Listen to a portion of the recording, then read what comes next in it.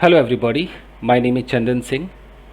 सो guys, Munshi Premchand Godan को मैं translate कर रहा हूँ, हिंदी टू इंग्लिश कर रहा हूँ। तो पार्ट 2 लाया हूँ, मतलब यहाँ से यहाँ तक एक छोटा सा पैराग्राफ है, इसको करके देखते हैं। यहाँ लिखा हुआ है कि तू जो बात नहीं समझती उसमें टांग क्यों अड़ाती है भाई, ऐसे करके एक डायलॉग बोला गया है। तो कैसे होगा?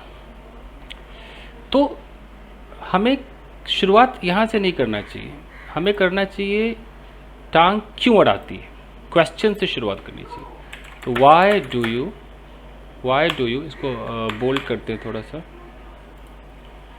टांग क्यों अड़ाती है, वाई डू यू इंटरफेयर,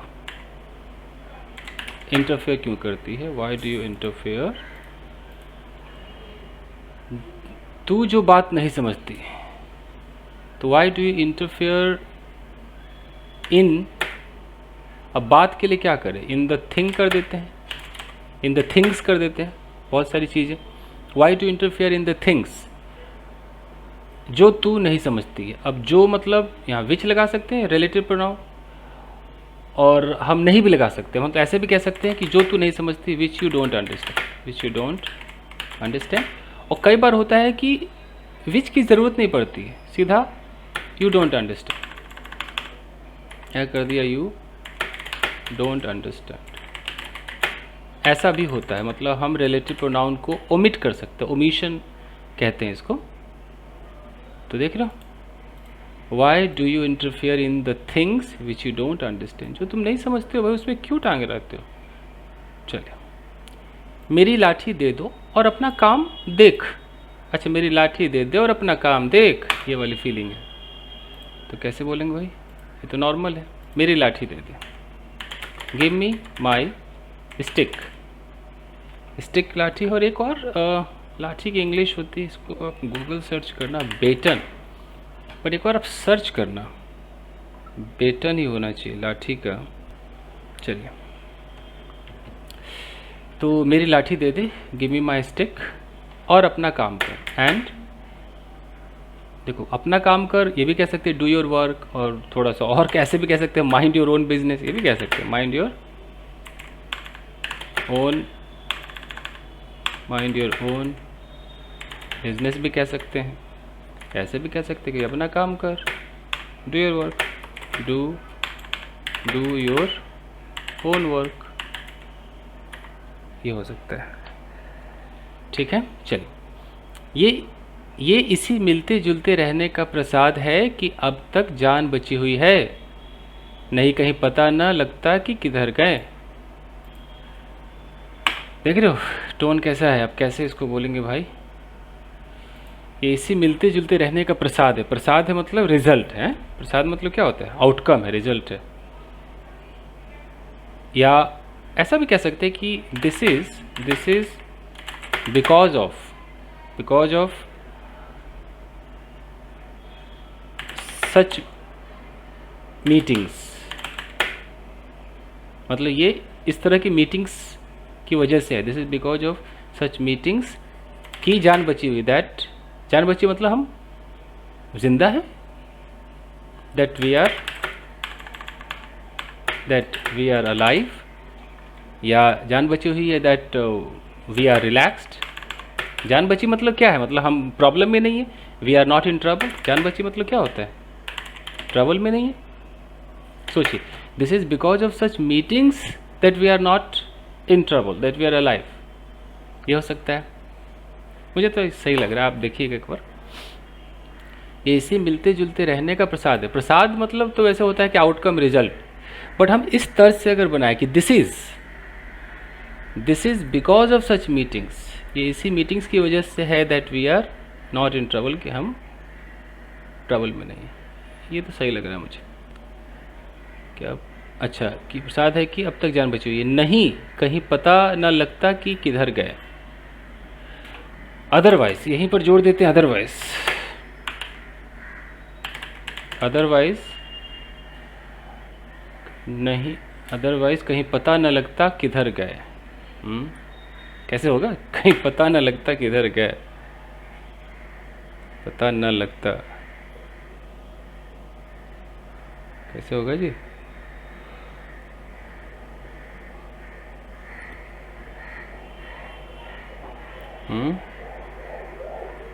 पता न लगता।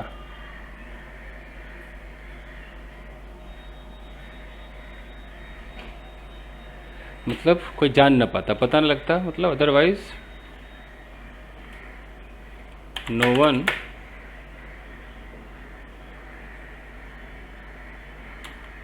वन कुड नो है, किसी को पता न लग पाता, नो वन कुड नो है हम कहाँ गए। मतलब कहाँ गए मतलब हम कहाँ होते, where no one could know where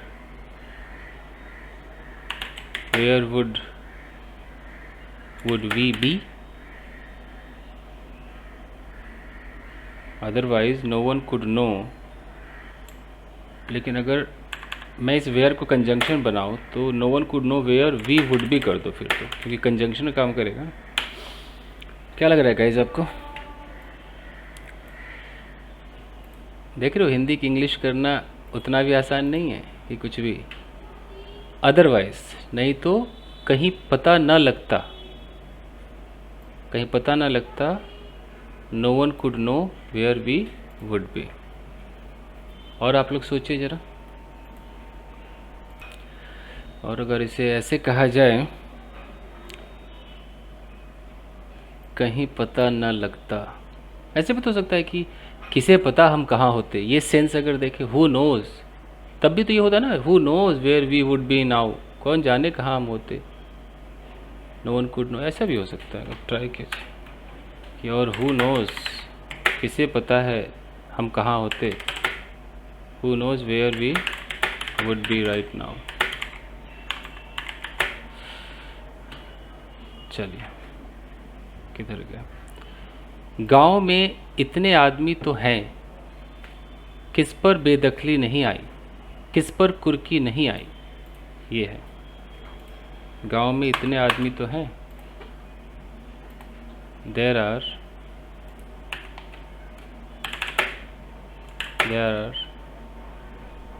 so many people in the village। तो एक तो ये बात कह रहा है कि इतने सारे गांव में लोग हैं, फिर एक सार्कास्टिक वे में क्वेश्चन पूछ रहा है कि किस पर बेदखली नहीं आई। मतलब हु नहीं आई, मतलब किसने फेस नहीं किया, हु हैजंट फेस्ड बेदखली। बेदखल करने को क्या बोलते हैं? अगर मैं बेदखल कर दूं किसी को, डिस्कार्ड कर दूं, और क्या हो सकता है, बेदखल कर दूं, और वहाँ से एविक्ट हो सकता है, एविक्ट कर दो, एविक्शन हो सकता है क्या? हु हैजंट फेस्ड एविक्शन, कहते हैं ना, एविक्ट कर देते हैं, एक बार ढूंढिए तो, एविक्शन, बेदखली, एविक्ट कर दिया वहाँ से। एक और वर्ड दिमाग में आ रहा है, जैसे हमारे पास अगर कुछ है उसे हम पोजीशन कहते हैं, अगर ना हो तो हम ये नहीं कह सकते, डिस्पोजिशन कह सकते कि हु हैजंट फेस्ड डिस्पोजिशन है। ये भी है सही। आप लोग भी ट्राई करना। किस पर कुर्की नहीं आई, फिर एक सवाल कर रहा है कि किस पर कुर्की नहीं आई, हु हैजंट फेस्ड कुर्की। अरे कोर्ट कचहरी वाले कुर्की करते हैं ना, कुर्की क्या बोलते हैं, सीज करते हैं, मतलब सीज करते, सीज को एक और वर्ड बोलते हैं ना, इम्पाउंड। तो इसको हम फिर जेरंड में करना पड़ेगा, who hasn't faced impounding. Impounding हो सकता है। सीज क्या स्पेलिंग है, सीजर, सीज ये है क्या स्पेलिंग, सीजर? ये सीजर का कहीं वो मतलब ना हो जाए, सीजर का एक और मतलब होता है ना, जो वो मिर्गी आती है लोगों को, भी सीजर होता है। एक आप लोग जरा ढूंढे, इम्पाउंडिंग तो सही लग रहा है। इम्पाउंड मतलब होता है जब्त कर लेते हैं, कुर्की जब्ती होता है ना, हु हैजंट फेस्ड इम्पाउंडिंग। अगर किसी को कुर्की जब्ती का वर्ड पता हो तो आप कमेंट में लिखिएगा, इसकी जो लीगल वर्ड अगर किसी को पता हो, क्योंकि लीगल टर्म है ना कुर्की। चलिए, जब दूसरे के पांव तले अपनी गर्दन दबी हुई है तो उन पाँव को सहलाने में ही कुशल है। अब ये इसका क्या मतलब है, कैसे करेंगे ट्रांसलेट, देखते हैं। जब दूसरों के पांव तले अपनी गर्दन दबी हो, तो जब मतलब व्हेन अपनी गर्दन, when our neck is under the feet है, under the feet of someone, ठीक है। When our neck is under the feet of someone, दबी हुई है, कॉमा लगाई, तो उन पाँव को सहलाने में ही कुशल है। तो इट इज़ बेटर टू सहलाना। अब ऐसे लिटरल सहलाना कैसे बोले, सहलाना ऐसे थोड़ी, एक वर्ड आता है, मतलब उनको फुसलाना, काम करना, एक वर्ड आता है सूद, एक बार सर्च कर लेना। It is better to soothe them मतलब feet, it is better to soothe them, soothe करते हैं थोड़ा कूल रिलैक्स वाली फील। तो ये मैंने ट्रांसलेट किया गया, ये छोटा सा लाया था। देखिए, हमें वो देखना है कि जो चीज़ें लिखी हुई हैं, हिंदी अखबार हो, कुछ भी हिंदी में लिखी है, तो क्या हम अगर उसका अंग्रेज़ी अनुवाद करना हो, या कोई मुद्दा है हिंदी में हमें पता है, तो इंग्लिश में हम कैसे करेंगे? क्या हम बिल्कुल जैसा हिंदी है वैसा ट्रांसलेट करेंगे, या कहीं कहीं ऐसा मुझे लगता है कि आप डायरेक्ट नहीं कर पाओगे, कहीं कहीं ऐसा होगा कि नहीं यार, ये हिंदी में ये कह रहा है बट इंग्लिश में इसका कुछ और होना चाहिए। ये कला जिस दिन आ गई, उस दिन आपकी ड्राफ्टिंग, आप जो सोचोगे वो आप लिख दोगे। खाली फॉर्मेट आपको पता होगा कि शुरू में अच्छा ये है, लास्ट में ये है, बीच की जो बॉडी होती है ना, वो मस्त आप लिख दोगे। चलिए guys, thank you very much, मिलते हैं अगले एपिसोड में। वीडियो को लाइक कीजिएगा। Thank you guys, thank you.